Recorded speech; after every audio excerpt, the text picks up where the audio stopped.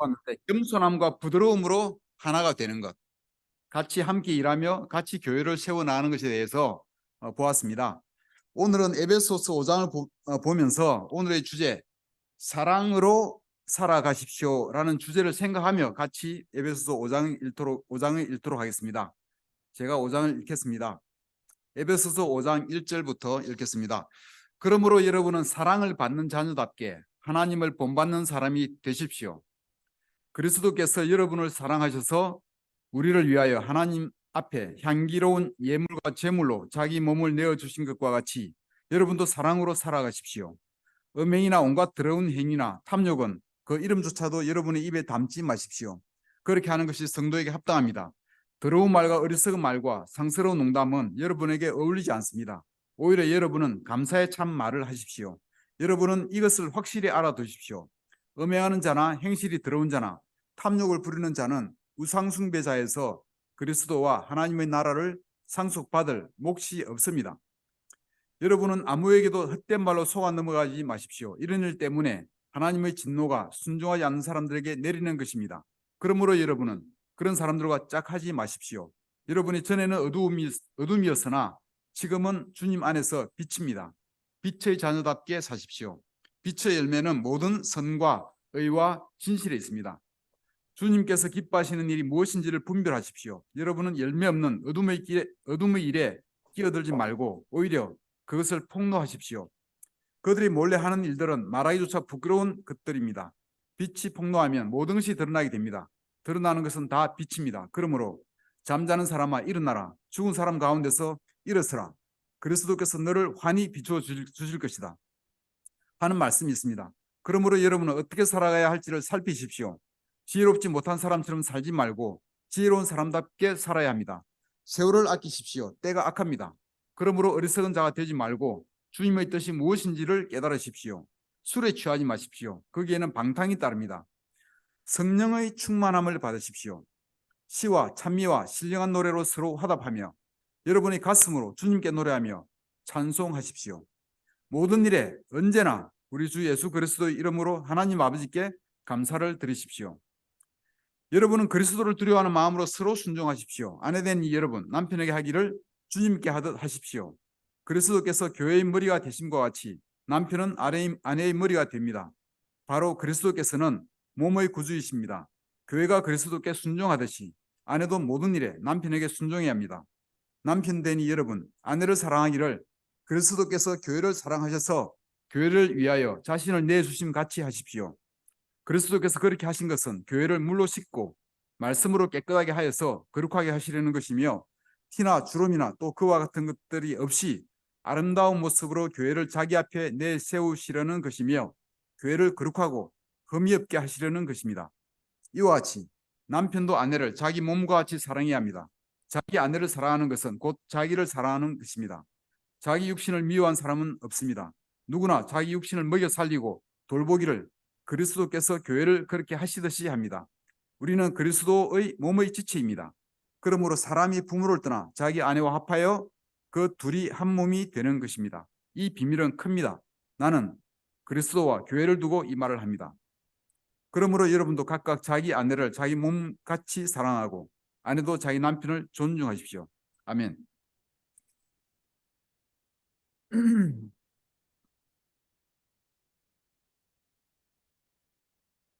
이게 안 넘어가네요. 됐습니다. 예.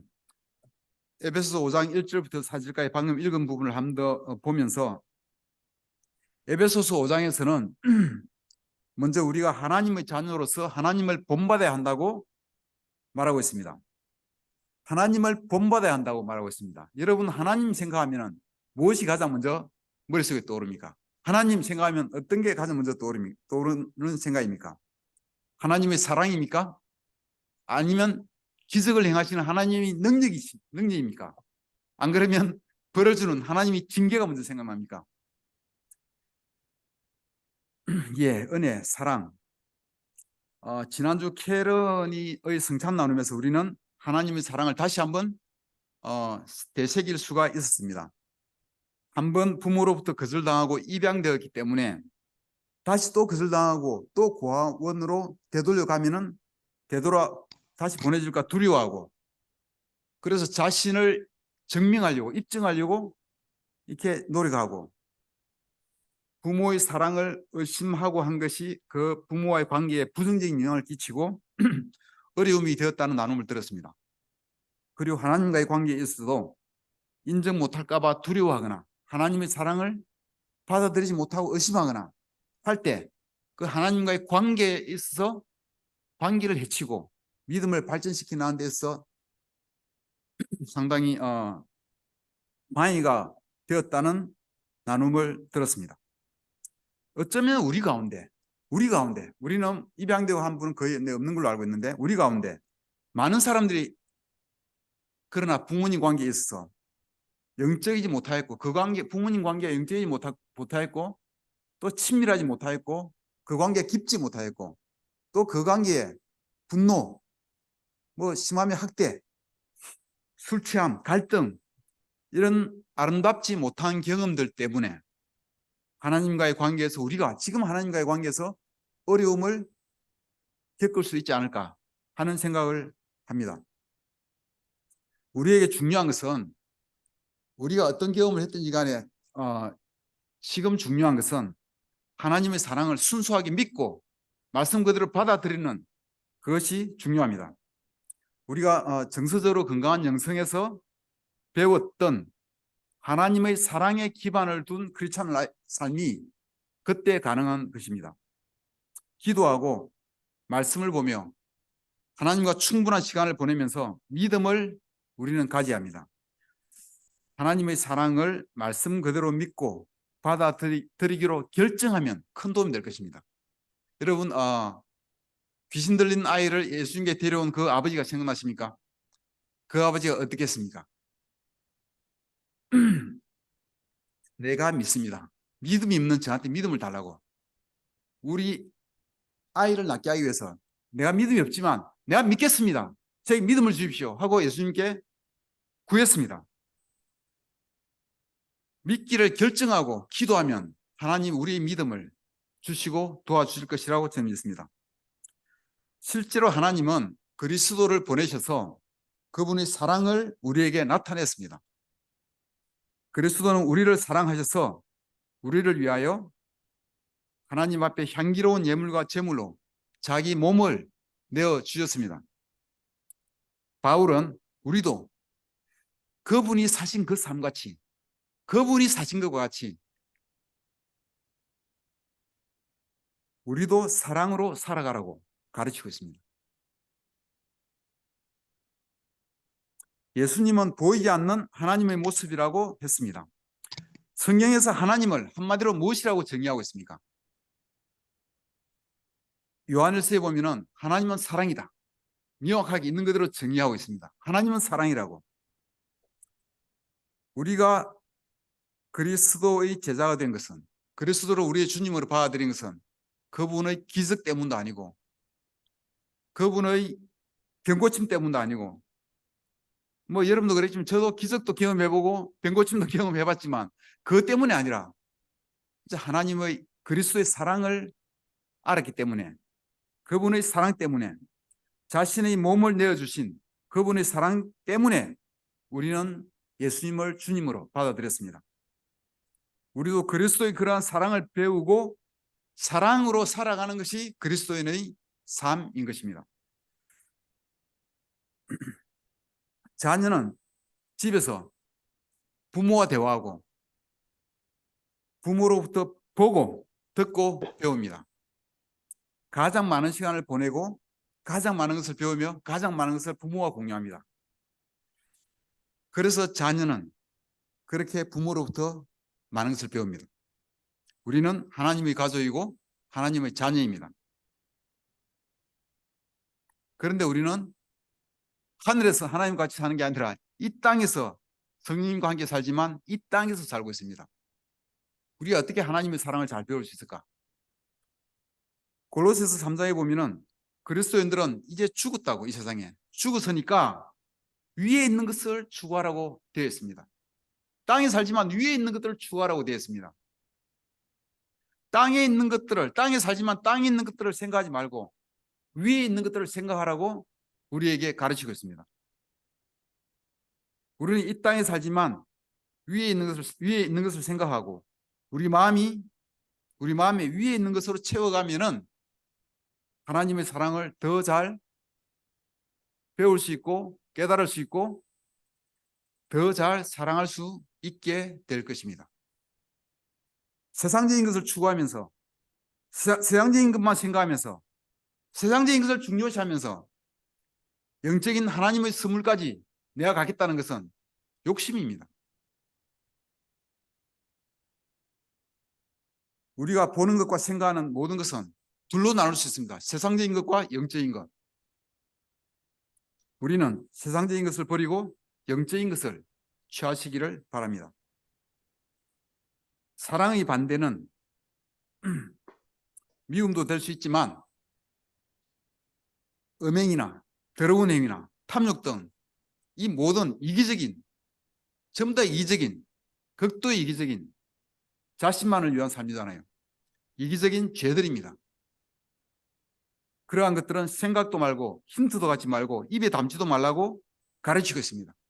우리는 우리 입으로 하나님을 찬양할 수 있고 다른 사람을 저주할 수도 있습니다. 우리는 우리 입으로 더러운 말과 어리석은 말과 상스러운 농담도 할 수 있지만 감사의 참말을 할 수가 있습니다.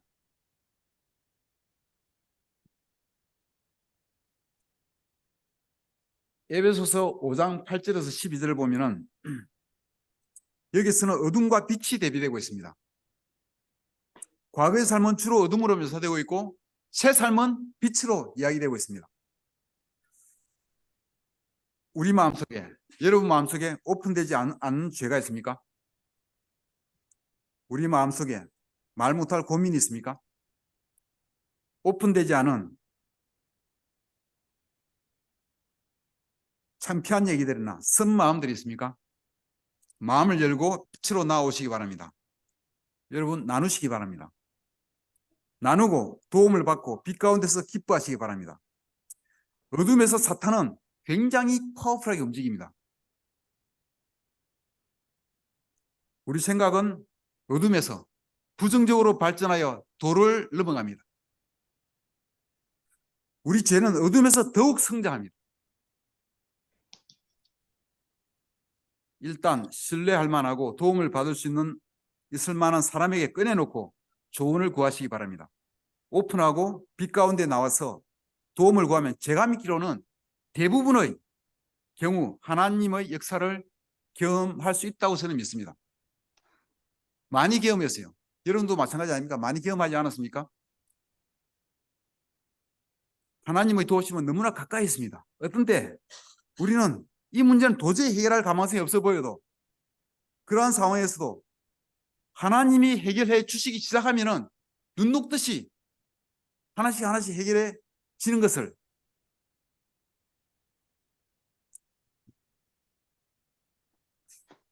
분명히 저는 그렇게 될 수 있다고 믿습니다. 빛 가운데 모든 것을 드러내고 도움을 받으면 그 형제나 자매가 직접 도움을 못 줄지는 몰라도 그 믿음의 행위 때문에 하나님이 누구를 사용하시든 간에 어떤 상황을 사용하시든 간에 해결의 길을 알려주실 것입니다. 마음에 짐이 되는 것, 힘드는 것, 창피한 것, 부끄러운 것 등을 마음에 그냥 두지 마시기 바랍니다. 여러분 점점 힘들어지고 성령님이 함께 하시기 어렵습니다. 에베소서 5장 18절에서 20절을 보시겠습니다. 안 넘어갑니다. 에베소서 5장 18절에서 20절. 여기서는 술 취하는 것과 성령에 충만해지는 것 두 가지가 대비되고 있습니다. 하고 싶은 대로 다 하는 게 방탕이에요. 술 취하는 것도 방탕의 일종일 것입니다. 술을 마시면 즐거움이 있어요.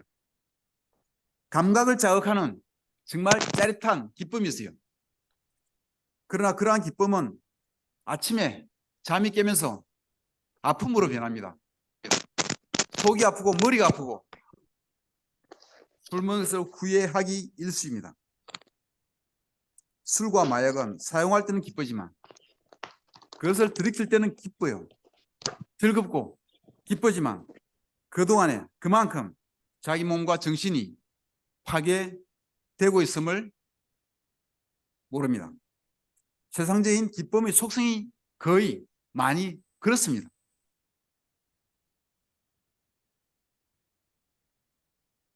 말씀에서는 술에 취하는 대신 성령 충만함을 받으라고 말하고 있습니다. 성령에 취하라고 되어 있습니다. 성령의 충만함, 성령 충만함을 받으라고 말하고 있습니다. 성령 충만한 삶의 분위기는 완전히 다릅니다. 거기에는 다른 기쁨이 있습니다.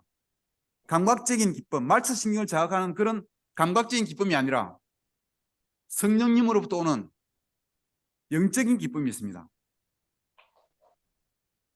여러 가지가 있겠지만 시편 19편에 보면은 주님의 교훈은 금보다 순금보다 더 탐스럽고 꿀보다 송이꿀보다 더 달콤하다는 표현도 영적인 기쁨의 종류일 것입니다. 이러한 기쁨이 충만하게 되면 우리 삶에 이러한 기쁨이 내 마음에 가득하게 되면 우리는 대화할 때 시와 찬미와 신령한 노래로 서로 얘기할 수도 있을 것입니다. 우리 인도에 미팅하면 시와 찬미와 신령한 노래로 서로 화답하면서 미팅할 수 있을 것입니다.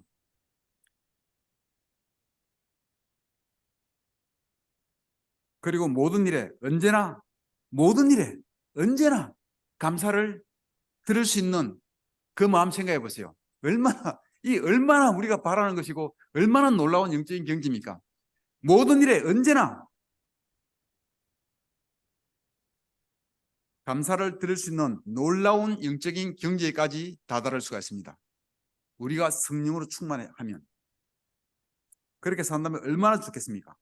우리 삶이 얼마나 밝게 빛나겠습니까? 기쁨이 넘칠 것이고 아마 우리가 가지고 있던 모든 병도 아마 나을 것 같아요. 이 말씀을 보면 우리가 성령님으로 충만하면 그러한 삶을 살 수 있다는 말씀으로 보입니다.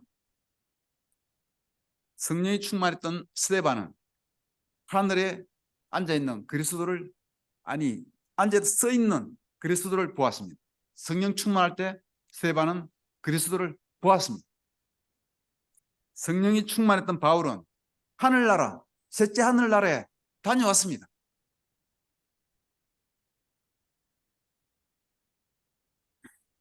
지난주 주빌리 장소 답사를 갔는데 강동림 목사가 제게 좀 건강해 보이고 피부도 좋아 보인다고 격려를 주었습니다. 크리스찬의 삶을 살면서 저는 이 건강해 보인다는 이야기를 좀 자주 들었어요. 그런데 제가 옛날에 술에 취해 살 때는 만난 사람마다 너 어디 아픈 데 있냐? 얼굴이 왜 노랬냐? 너 참 나이보다 많이 나이 들어 보인다. 왜 이렇게? 너 말을 수시로 듣곤 했습니다. 정말이요. 그 말 많이 들었어요. 성령님이 충만하지 않더라도 가볍게 성령님이 내 안에 조금만 활동하더라도 그렇게 변화가 있는 거예요. 만약 우리에게 정말 성령이 더 많아지고 더 충만해지면 무슨 일이든지 일어날 것 같지 않습니까? 우리가 성령이 충만해지면 우리 삶에서 하나님의 영광을 더 크게 볼 수 있을 것 같은 생각이 들지 않습니까? 우리가 하나님과 시간을 보내면서 그리스도의 사랑을 더 잘 알고 우리 안에 있는 하나님의 능력을 더 잘 알게 되고 우리의 희망, 우리가 상속받을 그 소망이 얼마나 좋은 것인가를 더 잘 깨닫고 그렇다면 성령 충만해지기가 쉬울 것입니다. 또한 캐런이 나눴던 것처럼 하나님의 사랑을 믿음으로 말씀 그대로 받아들이기로 결정하고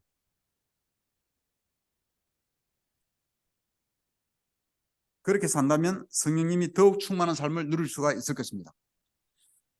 그렇게 성령 충만해지면 지금 시대가 악하다고 아까 보았는데, 지금 시대가 악하더라도, 지금 시대가 힘든 시기라 할지라도 우리는 믿음으로, 기쁨으로, 감사함으로 이 어려운 시대를 잘 이겨나갈 수도 있을 것입니다.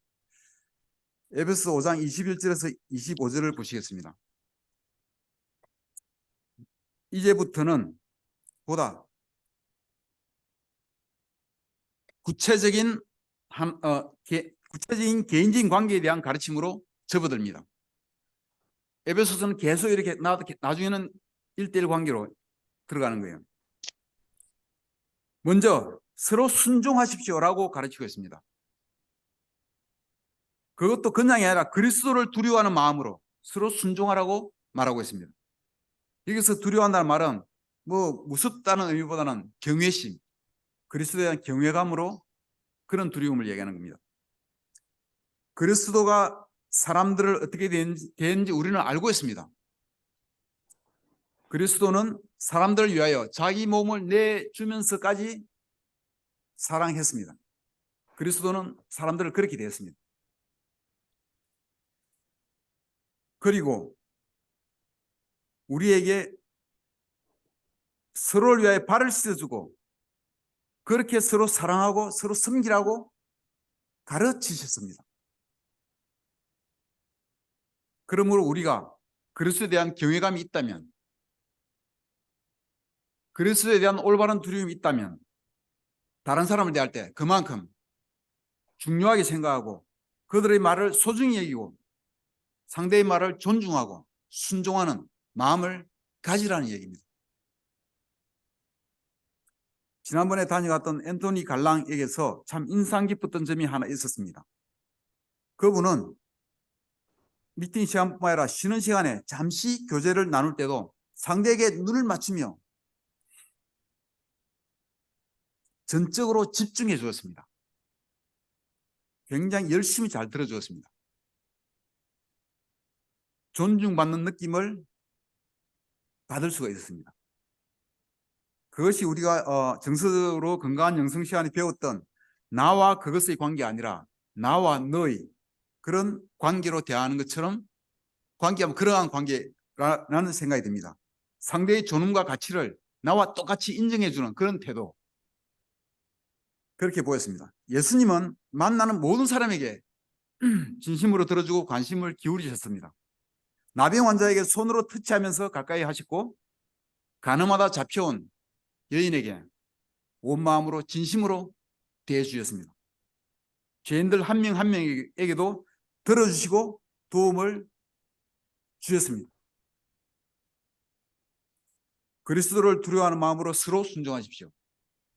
이 가르침은 단지 부부관계뿐만 아니라 모든 관계에 적용되는 기본 정신이라고 할 것입니다. 에베소서 5장 6장에 나오는 부부관계, 자녀와 부모의 관계, 주인과 종의 관계 등 모든 사람 관계에서 적용이 되어야 되는 기본 룰로 가르치고 있는 것입니다. 가장 먼저 그 다음에 남편과 아내의 관계를 이야기하고 있습니다. 아내들이 좀 듣기 싫은 이야기가 먼저 나옵니다. 남편은 아내의 머리니까 남편에게 하기를 주님께 하듯 하고 모든 일에 남편에게 순종하라는 이야기를 하고 있습니다. 남편이 저는 듣기가 괜찮은데 여러분들은 듣기가 어떤지 모르겠습니다. 아내분들은 듣기 힘들 수 있을 것입니다. 기분 나쁘다고 해서 또 뭐 이 당시 그 당시 사회 문화가 어떻고 저떻고 하면서 여러 가지 해석을 바꾸려고 그런 노력하지 마시기 바랍니다. 이 말씀을 가볍게 보아서도 안 됩니다. 아내는 남편의 머리됨을 인정하여야 하고 남편의 리더십을 인정하고 순종하여야 합니다. 이것은 평등 불평등의 문제가 아니고 역할의 차이입니다. 이러한 역할을 충실히 하면서 가정의 질서와 조화가 이루어지는 것입니다. 남녀 평등이기 때문에 순종하고 그런 거 없다 하면서 같이 똑같다 하고 그때 그런 생각을 가지고 그렇게 하는 순간부터 그 가정의 질서는 굉장히 위험해집니다. 하나님이 정하신 질서와 조화를 무시하면은 힘들게 되는 겁니다. 이 가정의 질서와 조화는 이러한 역할의 차이로 역할을 충실히 수행할 때 이루어지는 것이고 이것이 결혼 생활이 잘 돌아가고 하나가 되는 그 부부가 진정으로 하나가 되는 방법입니다. 교회도 마찬가지입니다. 교회도 목사가 있고 장로가 있고 집사가 있고 일반 성도들이 모두가 다 평등합니다. 그게 차별은 없어요. 하나님 눈에. 그렇지만 그 역할의 차이는 인정해야 합니다.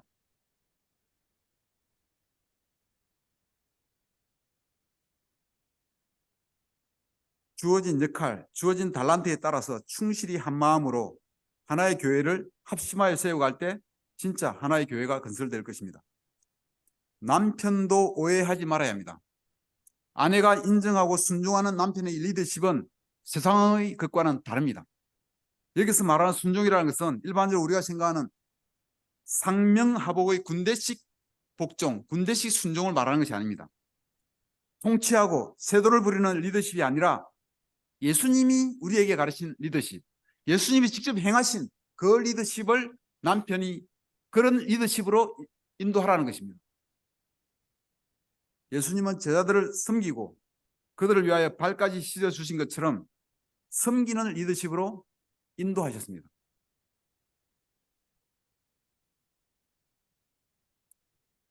제자들은 예수님께 말씀에 순종했지만 예수님은 그들을 지배하지 않았습니다. 예수님이 교회를 위하여 자신을 내주신 것과 같이 그렇게 아내를 위하여 자신의 몸을 내주는 것이 사랑이고 섬기는 것이고 남편의 리더십은 그런 것입니다. 이것이 남편의 역할입니다. 마무리하겠습니다. 요한 1서 4장 7절 사장에 보면은 서로 사랑하면 하나님을 알고 사랑하지 않으면 하나님을 알지 못한다고 했습니다. 우리 삶 가장 가까이 있는 배우자, 싱글의 경우에는 가족이나 자매들이 되겠지만 가장 주변에 가까이 있는 사람들과 깊은 사랑의 관계를 만들어 가면서 우리가 하나님을 더욱더 잘 알게 되고 하나님께 더욱 가까이 갈 수가 있습니다. 우리 주변의 사람들끼리 더욱 사랑할 때 하나님은 사랑이시기 때문에 하나님을 더 잘 알아갈 수가 있습니다. 남편과 아내는 서로 순종과 사랑으로 하나가 됩니다. 그것이 교회의 하나됨의 시작입니다. 가정도 교회와 마찬가지로 룰이나 시스템으로 하나 될 수가 없습니다. 가정도 그렇고 교회도 그렇습니다. 남편과 아내가 성경에서 가르치는 질서와 조화로 하나가 되고 자녀와의 관계에 대한 가르침을 통해서 가정이 하나가 될 때 교회도 하나가 되어갈 수 있습니다. 에베소서 4장에서는 하나가 되기 위한 덕목으로 겸손함과 온유함에 대하여 보았고 5장에서는 사랑으로 하나가 되는 것을 보았습니다. 우리는 성경에서는 하나 되는 게 엄청 중요하게 강조하고 있고 아주 중요한 것입니다. 하나가 되는 우리 가정, 하나가 되는 우리 교회로 하나님의 영광이 되는 우리 모두가 되기를 바라면서 말씀을 마치겠습니다. 감사합니다.